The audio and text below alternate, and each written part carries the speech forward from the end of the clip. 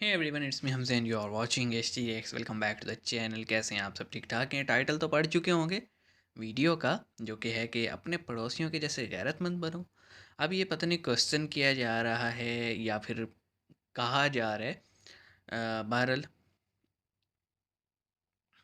कहा ही जा रहा होगा।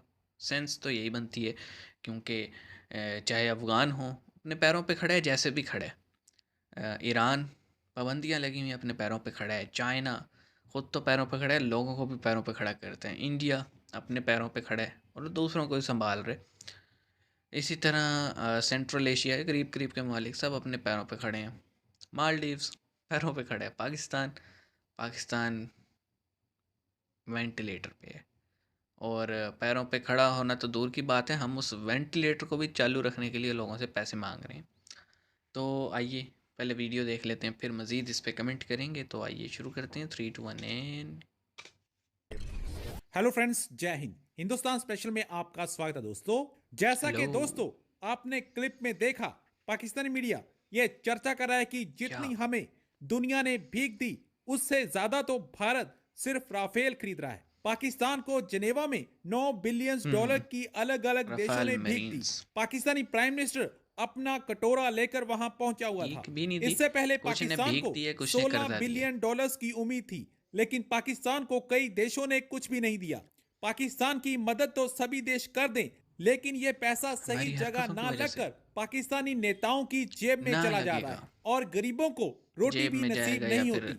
फ्लड टेररिस्ट विक्टिम्स के को पास इस जाएगा। इकट्ठे हुए पैसे से कुछ भी नहीं मिलेगा। यह सारा पैसा इन नेताओं की जेब गर्म करेगा।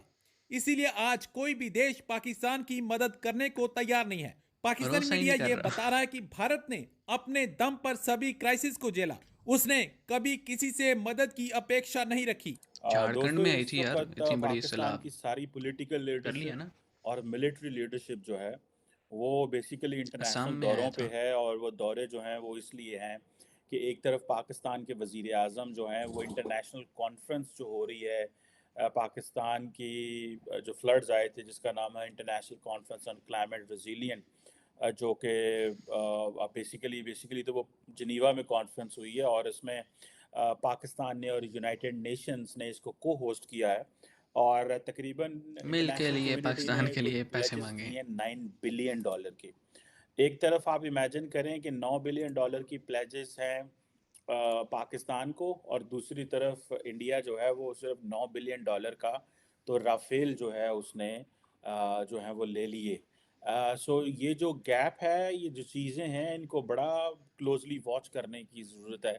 इंडिया ने तकरीबन आई थिंक 36 एक राफेल फाइटर जो हैं वो लिए हैं, जो कि जिनकी मालियत बहुत ज़्यादा 9.4 बिलियन डॉलर के वो जो उन्होंने लिए हैं। और सारे जो हैं वो राफेल पहुंच गए हैं।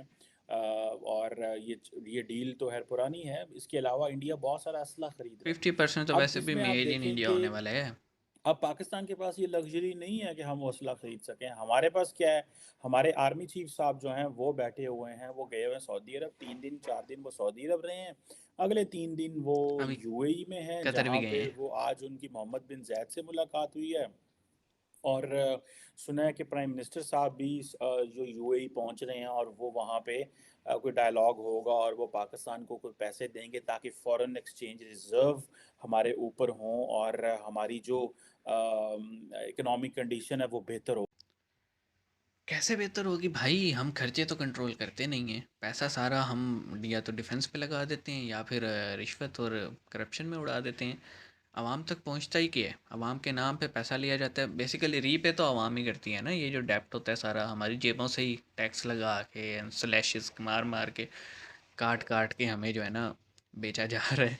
अभी प्रॉब्लम ये है कि हम जितना मर्जी आवाम को एजुकेट कर लें, आवाम ने फिर घूम फिर के इन्हीं को वोट देने हैं। शेर को बल्ले को ये अंदर ही अंदर आपस में सारे लगे हुए हैं। और ये सब मिले हुए हैं आपस में। ये सब इनको पता होता है कि अगली हुकूमत तक डिफाइन है किसकी आनी है। स्पेकुलेशंस हैं पीपल पार्टी की, और ये सब प्री प्लान्ड है। और मांगने के अलावा और आता ही क्या है? मतलब एक एक दो दो बिलियन डॉलर के कर्ज़े के पीछे हम ज़लील होते फिर रहे हैं, ख्वार होते फिर रहे हैं, और इससे 100 गुना ज़्यादा तो लोगों की आईटी एक्सपोर्ट होती है। और आप देख लें, $10 बिलियन की प्लेज जो है, तो प्लेज का मतलब ये है कि हम देंगे, दिया नहीं है। और वो देंगे तब जब, अगर दिएंगे भी, अगर देंगे तो अपने अपने नुमाइंदों के थ्रू देंगे जिन पे उन्हें ट्रस्ट होगा, ना कि इन मौजूदा सियासतदान या फिर इमरान खान इनके हाथ में पकड़ा दें जिन पे ऑलरेडी करप्शन के इतने इतने चार्जेस हैं। और नॉर्मली होता ही यही है कि जितने का प्लेज किया जाता है उतना मिलता नहीं है। खान साहब ने भी तो कहा था मुझे 500 अरब रुपए इकट्ठा किए हैं मैंने, टेलीथॉन की थी इन्होंने सैलाब वालों के लिए, 5 अरब निकले थे। तो बाकी हम क्या ही यार, चीमा साहब आप हमेशा गलत कंपैरिजन करते हो। आप उस कंट्री के साथ पाकिस्तान को कंपेयर कर रहे हो जिसके फॉरेन एक्सचेंज रिजर्व्स तकरीबन 700 से 800 बिलियन डॉलर है। हमारे पास $7 बिलियन भी नहीं है। 700 तो बहुत दूर की बात है। और ना ही हमारी कोई एक्सपोर्ट्स हैं। हम बच्चों के पैम्पर से लेके पीने का दूध तक तो हम इंपोर्ट करते हैं, तो हम कैसे आगे बढ़ेंगे? We need to find our priorities. हमें अपना लाइफस्टाइल बदलना पड़ेगा, हमें बहुत सी कुर्बानी देनी पड़ेगी। और ये कुर्बानी इन्होंने नहीं देनी, ना एलीट क्लास ने देनी है, ना ही जो है ना हमारे हुक्मरानों ने देनी है, ना इस्टेब्लिशमेंट ने, ये हमें ही देनी पड़ेंगी। क्योंकि आफ्टर ऑल इस मुल्क में जीना मरना तो हमारा है ना। उन लोगों के तो घर होते हैं बाहर, वो तो चले जाते हैं। तो अपने लिए सोचें, मुल्क आगे चलेगा। पाकिस्तानियों, छोड़ दो। और सबसे पहले तो अपने बच्चों को ना ये मदरसों से निकालो। ये जो तुम्हारे दिमाग में फतूर भरा जाता है ना, इससे बाहर निकलो। ठीक है? मेहनत मेहनत में अजमत होती है। मेहनत करोगे तो पैसे आएंगे, दुआ मांगोगे तो कभी नहीं आएंगे। ठीक है? दुआ और दवा इकट्ठे चलती है। मेरे ख्याल में बनाने वाले ने भी अपनी किताब में लिखा है कि तुम मेहनत करो, तुम्हें तुम्हारे रिस्क तक पहुंचा दिया जाएगा। तो हम मेहनत करते नहीं हैं, हम दुआ से कहते हैं कि हमें वो रिस्क पहुंच जाए। ऐसे नहीं चलेगा। चलो मिलते हैं नेक्स्ट वीडियो में, अपना ख्याल रखिएगा। सी यू गाइस।